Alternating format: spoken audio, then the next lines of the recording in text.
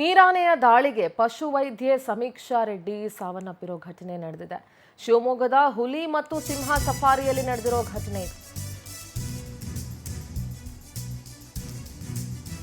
ಸಫಾರಿಯಲ್ಲಿ ಪಶುವೈದ್ಯೆಯಾಗಿ ಸಮೀಕ್ಷಾ ತರಬೇತಿಯನ್ನ ಪಡ್ಕೊಳ್ತಾ ಇದ್ರು. ನಿನ್ನೆ ರಾತ್ರಿ ಸನ್ ಕಾರ್ನರ್ ಹಕ್ಕಿಗೆ ಚಿಕಿತ್ಸೆ ನೀಡೋದಕ್ಕೆ ಅಂತ ಸಮೀಕ್ಷಾ ಹೊರಟಿದ್ರು.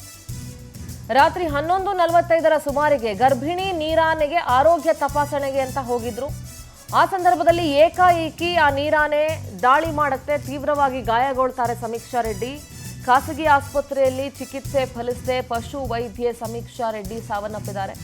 ಇಂದು ಬೆಳಗ್ಗೆ 6:30 ಸುಮಾರಿಗೆ ಸಮೀಕ್ಷಾ ಮೃತಪಟ್ಟಿದ್ದಾರೆ ಅನ್ನೋ ಮಾಹಿತಿ ಸಿಕ್ಕಿದೆ. ನೋಡಿ, ನೀವು ದೃಶ್ಯದಲ್ಲಿ ಗಮನಿಸ್ತಾ ಇರಬಹುದು.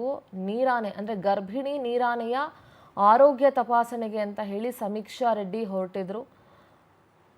ಆ ಸಂದರ್ಭದಲ್ಲಿ ಏಕಾಏಕಿ ಅದು ದಾಳಿ ಮಾಡಿದಾಗ ತೀವ್ರವಾಗಿ ಗಾಯಗೊಳ್ತಾರೆ ಮತ್ತು ಅವರನ್ನ ಹಾಸ್ಪಿಟಲೈಸ್ ಮಾಡಿದಾಗ ಚಿಕಿತ್ಸೆ ಫಲಿಸದೆ ಸಮೀಕ್ಷಾ ಇವತ್ತು ಬೆಳಗ್ಗೆ 6:30 ಸುಮಾರಿಗೆ ಮೃತಪಟ್ಟಿರೋ ಮಾಹಿತಿ ಸಿಕ್ಕಿದೆ. ಶಿವಮೊಗ್ಗ ಪ್ರತಿನಿಧಿ ಮೋಹನ್ ಕೃಷ್ಣ ದೂರವಾಣಿ ಸಂಪರ್ಕದಲ್ಲಿ ಜಾಯ್ನ್ ಆಗ್ತಿದ್ದಾರೆ. ಮೋಹನ್, ಎಷ್ಟು ದಿನಗಳಿಂದ ಪಶುವೈದ್ಯೆಯಾಗಿ ಸಮೀಕ್ಷಾ ಅಲ್ಲಿ ಕೆಲಸವನ್ನ ಮಾಡ್ತಾ ಇದ್ರು ಮತ್ತು ಈ ಘಟನೆಯ ಬಗ್ಗೆ ಮಾಹಿತಿ ನೋಡೋದಾದ್ರೆ?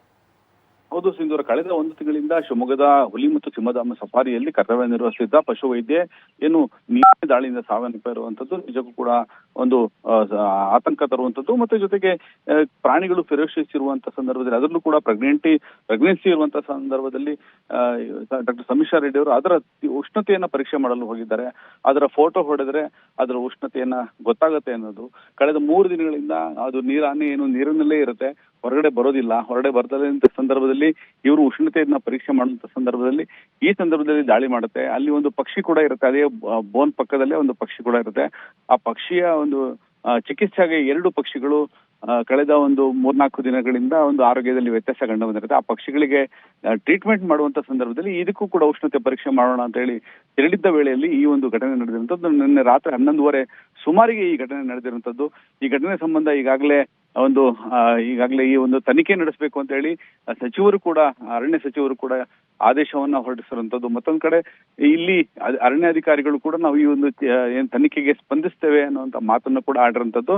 ಇಲ್ಲಿ ಒಂದು ಅರಣ್ಯ ಇಲಾಖೆಯ ಸಂಬಂಧಪಟ್ಟಂತೆ ಇತರೆ ಅಧಿಕಾರಿಗಳು ಮತ್ತು ವೈದ್ಯಾಧಿಕಾರಿಗಳು ಹೇಳೋದೇನಂದ್ರೆ, ಈ ಒಂದು ಸಂದರ್ಭದಲ್ಲಿ ಇತರೆ ಅಧಿಕಾರಿಗಳು ಕೂಡ ಇರಬೇಕಾಗಿತ್ತು. ಕೇವಲ ಪಶು ವೈದ್ಯ, ಅದರಲ್ಲೂ ಕೂಡ ಅಪ್ರೆಂಟಿಸ್ ತರಬೇತಿಯಲ್ಲಿರುವಂತಹ ವೈದ್ಯ ಮಾತ್ರ ಇರಬಾರ್ದಿತ್ತು.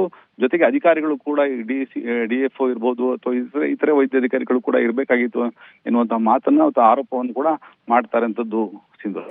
All right Mohan, thank you ನಿಮ್ಮೆಲ್ಲ ಡೀಟೇಲ್ಸ್ಗಾಗಿ.